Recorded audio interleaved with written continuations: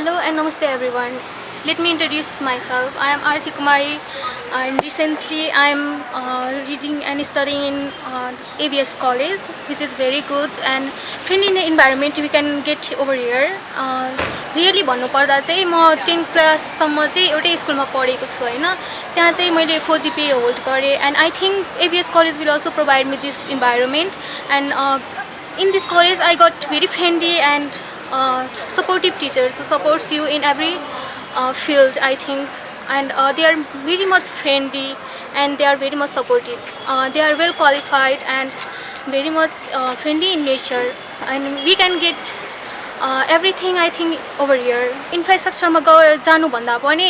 teacher को qualification र teacher को फ्रेन्डलीनेस मा जानु पर्छ अनि हामीले